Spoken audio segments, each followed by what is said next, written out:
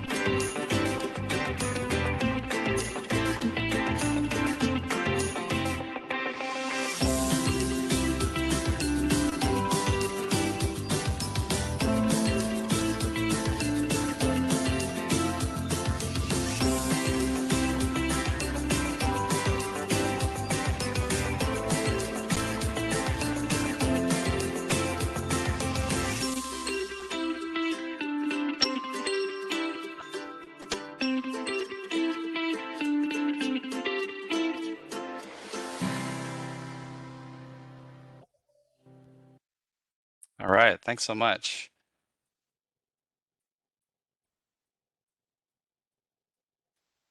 So today I'm going to be telling you about climate change in Hawaii, from the top of Mauna Loa to the depths of the Pacific Ocean. Just start here.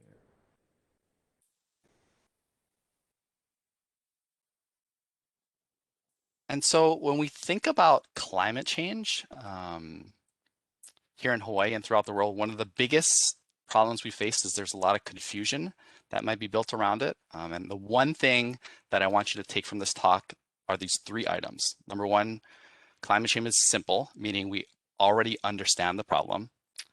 Two, it's something that's serious, meaning it's already impacting us and the impacts are indeed accelerating. And then finally, 3S, it's solvable, meaning we have all the knowledge and tools available to really make this, to make a difference and avoid the worst impacts that are ahead. So let's start with simple. So the basic idea of climate change is that humans burn fossil fuels, which you see here, and then those fossil fuels put carbon dioxide into the atmosphere, which is a greenhouse gas. And this greenhouse gas is like a thermal blanket around the Earth, and it makes our planet warmer. So there's a very, very quick 30-second intro, just for those of you not familiar with the greenhouse effect and how it works. So sunlight reaches the Earth. That sunlight goes ahead and some of that energy is reflected back into space. Some of that energy is absorbed, like if you think of going out to a parking lot of asphalt, then it gets absorbed and then re-radiated back into the ground as heat. Now that heat is trapped by these greenhouse gases. They're kind of a thermal blanket around the Earth. And a lot of people think that, oh my goodness, it's making our planet a lot worse. But if we didn't have any of these greenhouse gases, the average temperature of our Earth would be about 60 degrees Fahrenheit colder. So it's something that we absolutely need. But even slight changes in the greenhouse gases can kind of turn the whole system out of whack and really affect the climate. And that's what's happening right now. So as I said earlier, carbon dioxide really plays a critical role in regulating the overall temperature of our planet. And when we think back to the industrial age in the 1880s, humans really started burning more fossil fuels. First, we started with coal, and then oil, and natural gas. And when we look at those greenhouse gases, we can kind of see the overall impact of temperature on our planet. So I'm going to show you a short clip. Where do we understand, or how do we know that carbon dioxide is rising? A colleague of mine, Aidan Colton, who's an atmospheric scientist at Mauna Loa, is going to share a quick 2-minute clip coming to you from Mauna Loa about the work that is done there. We're We're here at Mauna Loa Observatory at 11,100 feet on the northern slope of Mauna Loa. This is a baseline monitoring station that is run by the National Oceanic and Atmospheric Administration. We're here at this location because we're up high enough to get extremely clean, well-mixed air masses that have traveled over 2,000 miles to reach us. We're a data collection site that focus on anything in our atmosphere that can cause a forcing, so either a warming or a cooling. And we've been monitoring carbon dioxide at this location since 1958. We have the longest running record in the world. So this is the portable sampling unit, and we need to get about 8 psi up at this elevation at Mauna Loa in order to analyze for the roughly 40 different greenhouse gases that we are looking at. Before I collect the flask, I'm going to hold my breath because one of the main greenhouse gases that we're looking at is carbon dioxide. And when we actually exhale carbon dioxide. So take a couple deep breaths.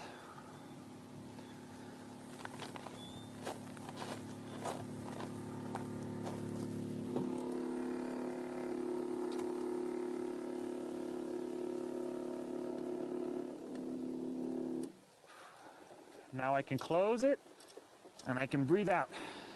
So we're here in the carbon cycle room at Mauna Loa Observatory, and we're looking at the Picaro analyzer, which monitors carbon monoxide, carbon dioxide, and methane continuously.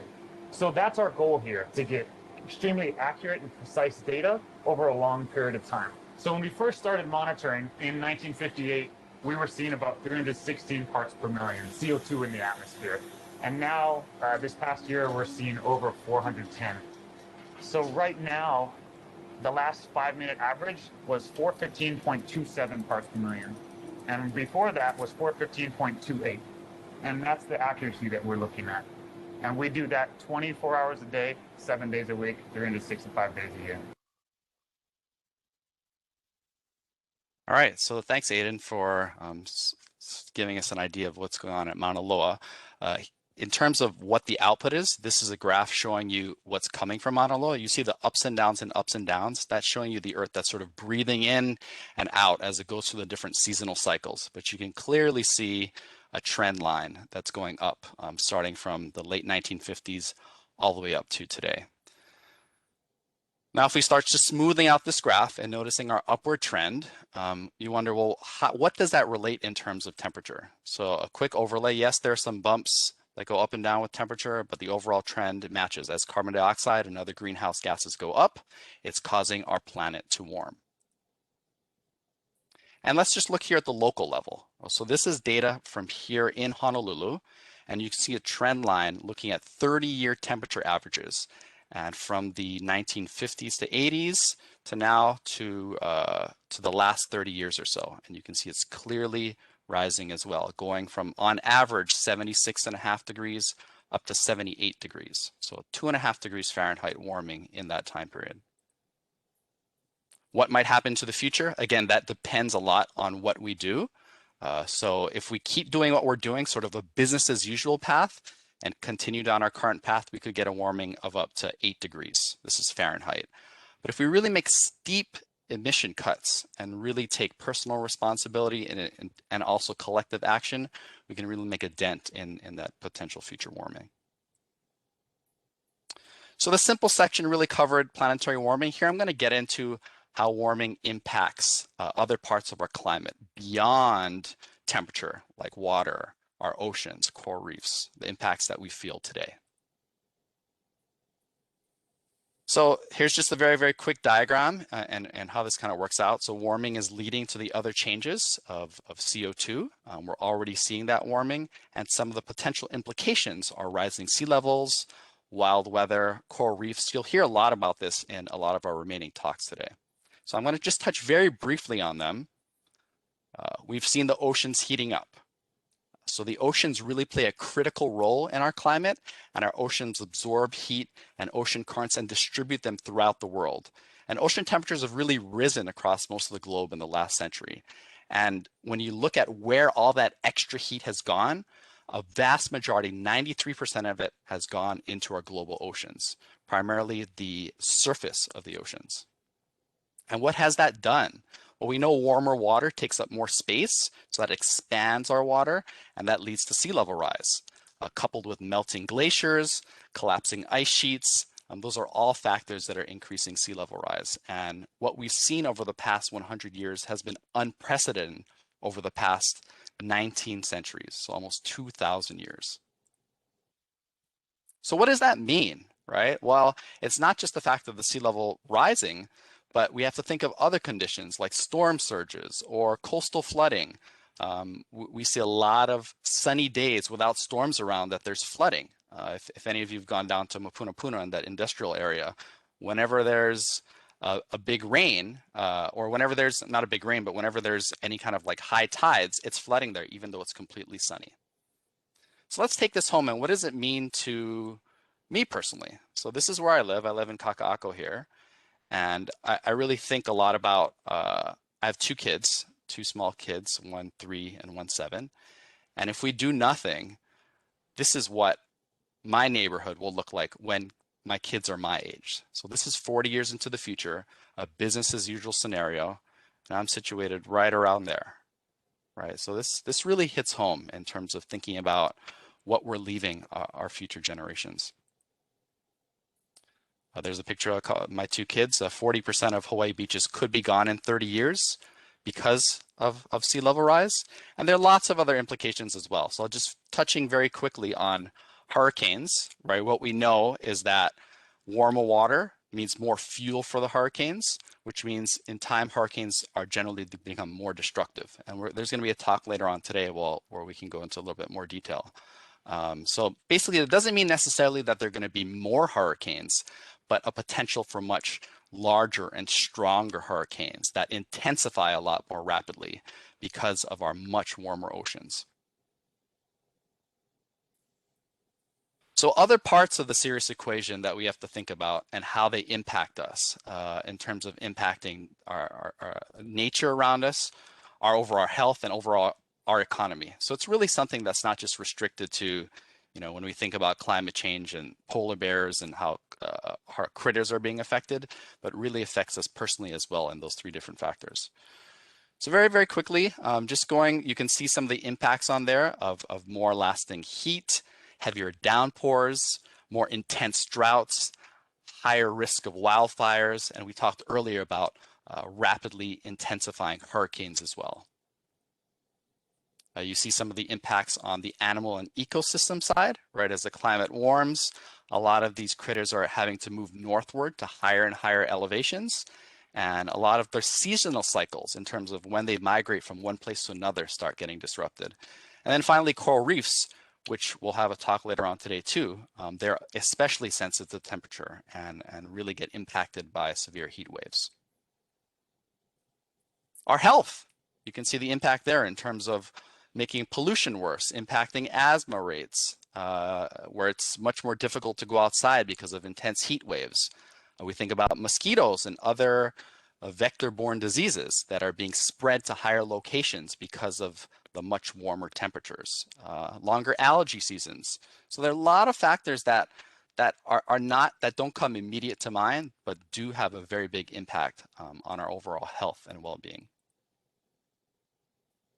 Food and farming. So I'm going to skip through a lot of these just in the interest of time, but you can sort of read the slides in terms of some of the impact there. Our ways of life, obviously, that are being impacted now. But just think about these two changes, right? We're really trying to limit heat, the rise in temperature to about 1.5 degrees centigrade, or about 2.7 degrees Fahrenheit. You can see the changes on there of those different types of factors. Even just a 0.5 degree increase in temperatures, and you can see a much bigger change in terms of some of the impacts. So the Paris Accord, which the US just got back into, is really trying to limit it to 2 degrees, but with the aspiration of going to 1.5 degrees centigrade, just because of these such huge changes in just a 0.5 degree of change. So it is serious, but the final S, yes, it is solvable. If we stay on the high emissions path, it's going to get more expensive. It's going to get more dangerous and much more difficult to solve these problems. It's not going to be easy, but we can do it. So this is just a very quick exercise for you guys. I know we only have a minute or so left, but think about our food, right? So what I want you to do here is type in the chat. You have choices A, B, C, and D. Think about these different factors, and I want you to order them into what you think makes the most difference in terms of climate. So I'll just give you about maybe 15 seconds to do that. So type that in the chat. So if you think throwing less food makes the most difference, and in this order, then you'd put A, B, C, D, or move those letters around what you feel. So people could type in the chat if you're able to, or if people are in the room, feel free to make some comments. I would love to see maybe just 1 or 2 replies. You don't have to be right. Oh, good. I have some replies. DACB. Oh, you want to annotate the shared content. All right, let's do it. So I think someone asked whether they can annotate, and go for it. You can annotate on the screen, I think, now. So let's see what happened here. So we have DACB. So that's plant heavy diet, less food, cook over clean stoves, and compost your waste. All right, let's see what the answer is. So here it is. So that you can see on there in terms of what takes the most number of cars off the road or does the most for the climate. So throwing away less food is number 1, followed by plant heavy diet, cooking over clean stoves, and composting your waste. I know I'm at my time. Thank you for participating there. We need to make a lot of big cuts. We need to make them fast. You can see the different greenhouse gas sources by sector. I just want to, I'm going to go through these solutions pretty quickly. Renewable energy, solar and wind electricity generations, transport, those of you who have hybrid cars and just electrifying the entire transport industry, better buildings, and just leaving you with that, we've done these things before, right? We've sent a man to the moon. We're building cell phones. Mobile phones have transformed our generation in less than a decade. So we can do these hard things. We definitely can. So the question really is, can we change? And I think with a resounding yes, we must change. And to really think about our kids. So personalize it as much as you can, right? Think about what is your climate story, right? My climate story is my kids being able to go to the beach, or where I got married right near the beach. All these places have meaning to us. And if we don't act and really do something, then a lot of those memories that are attached to places could be gone.